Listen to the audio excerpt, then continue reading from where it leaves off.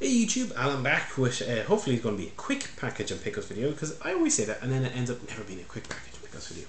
Anyway, this time round, only a few items, and primarily they come from a member of the RetroCollect forums called TheSaint, and he had some stuff up for sale and for trade, and most of the prices were very good, reasonable, and he had a few consoles as well that I was very interested in, but the shipping was just a nightmare, so it was hard to justify. But I picked up a few games, and rather coincidentally, they're for the 7800, which I just picked up games for before.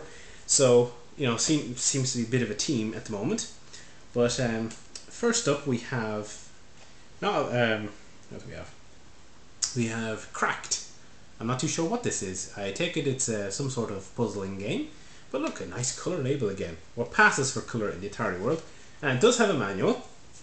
And in fact, it also has a foreign language manual. So, what does it say in the manual? It says, as a professional ornithologist, you're thrilled to find out that some rare South American hornbills have nested in your old oak tree. But while the hornbills are out feeding, a group of mischievous bluebirds, owls, and snakes begin raiding your nest and stealing eggs. So you gotta presumably protect your eggs. Exercise your skills. So there's all the baddies you gotta protect your eggs from. So interesting. Yeah, I also wonder now what boxes would be suitable, to put these type of cartridge in. Because I was thinking, could I print out a cover or something? Like if it was a Sega game, you can get any old replacement box, stick a cartridge in, print a cover, that type of thing. Or any DVD or CD game, you can do something similar. And what could you do for this? I think there are universal cases. I might look into that, because it'd be nice to have it boxed. But I did get a few box games too. First up, we have, and kind of sounds a bit similar in theme, we have Barnyard Blaster. So down on the farm, target practice. So basically, this is actually a light gun game. Yeah, for one or two players, although it's take your turns. Use the Atari light gun. You don't see too many of those on the 7800. And yes, apparently you and your granddad are down on the farm. There are critters, bottles, and vermins everywhere. Varmints. In the barn, in the yard, in the cornfield. So basically, there's 4 stages. Use your light gun, shoot things. Doesn't exactly look like as good as Safari Hunt on the Master System, but you'd have to try it out to see. I don't have a light gun though, so I can't. But I'll probably get one down the line. It sounds a bit weird though, because you end up, shooting. It talks at one point about shooting your vegetables. If not, try shooting the veggies. Why would you be shooting the vegetables on your farm? Does that not defeat the purpose? You're trying to protect your farm from all these varmints, and then you end up shooting your crops too. Basically, it's just, this is the precursor to all these modern, violent, super kill everything sims. Yeah, Barnyard Blaster. You heard it here. So it's complete. Has the cartridge, color label as well, very nice condition, and the awe-inspiring 7800 manuals. So there we go. Have a blast. So another box one to the set. Ticking along actually. Out of the blue, these Atari games are kind of ticking along. Box isn't quite as nice condition as the ones I got from Play Generation, but it's not bad. It serves the purpose, keeps it on the shelf as it were. But someone asked me about can you stand these like this, and will they stand up? Generally, no. They fall over. Okay, because the weight's up here. Weight's at the top of the box, so it tends to get squished here and it just topples. Very, very bad design box. Last up, we have a very unusual title. One that's kind of a bit of a cult classic, I guess you could say. And people who have heard of the 7800 tend to have heard of this title.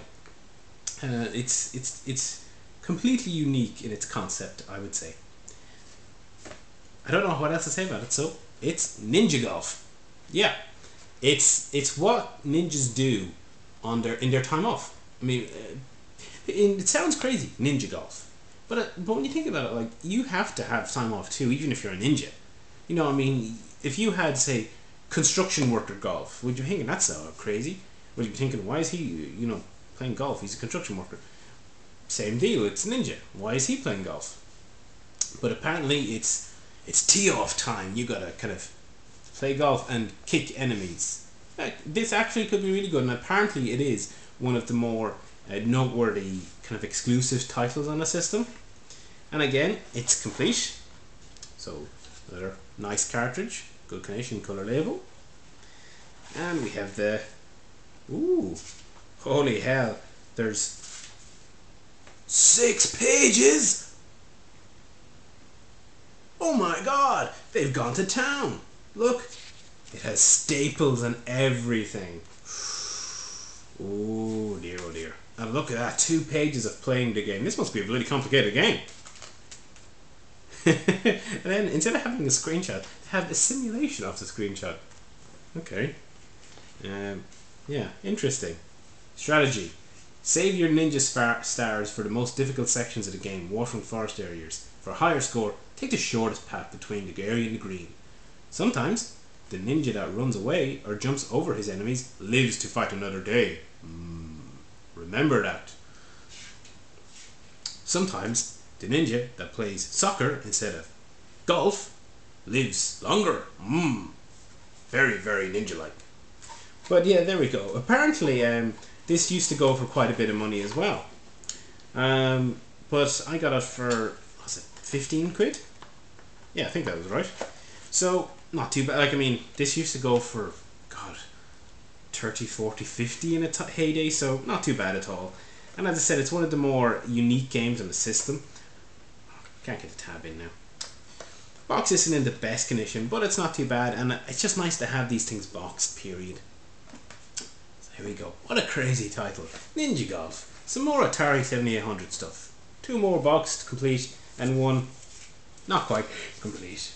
But it's always nice to expand the collection, especially one that I don't feel as stressed about as, say, the Master System. And something else, I guess, while it's right beside me, just a little different.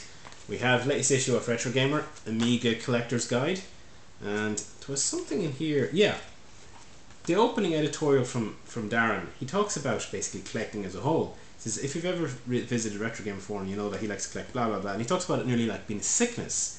You know, am I a chronic hoarder, finding it impossible to let go of even the most worthless game cartridge, or am I just trying to desperately cling to the latest fragments of my youth, buying the games and systems I always was envious of when I was growing up but could never afford, and so on. You know, some really good points, and certainly as a collector, stuff you do think about, or at least I think about. And then he talks about, you know, hunting out the great deals, finding a box copy of Turtles in Time on the SNES for $2.50. That's a freaking great deal, you know. And also they do talk about their main section of this magazine, where they say like the collector's corner, and this month they're doing the Amiga 500. And sadly I missed the last issue where they're doing the Mega Drive. And so where is it? This page, where are the popular titles? The Jewel and the Crown, kind of rare games. So essentially you're advertising people, if you got this shit, hawk it on eBay for big money. There's pros and cons to that. More of them become available, price can also artificially increase. Oh, and while I'm pointing stuff out, I don't know if you can see this Terminator controller. I had a Batman one for the Master System. God, if it was anything like that, it was awful, because that Batman one was terrible. Some other good articles though. Greatest video game bosses. That looks interesting. Won't spoil the number one. One I really want to read actually is Micro Machines, because I love that early series. And yeah, they got a few the usual stuff. It's always a quality read. Ambitious coin-op conversions. That actually sounds like a really good one as well. Always like to see about coin-op conversions. You know, people, like, they're over, what is it now? 113 issues. It's nearly 100 issues since Imagine Publishing took over from the original defunct Retro Gamer. That's quite something. You know, when you consider how it was basically a failed magazine, and people complain sometimes about the quality or the direction, but from what I see, they're still bloody going strong 100 issues later, and no need to worry about them. Darren does a good job at the helm. So anyway, there we go. We'll here, you've got to sign up before just getting off the camera. Hope you enjoyed. Hope that was somewhat quick, because I've been dragging these out, and we'll see you again soon. Bye for now.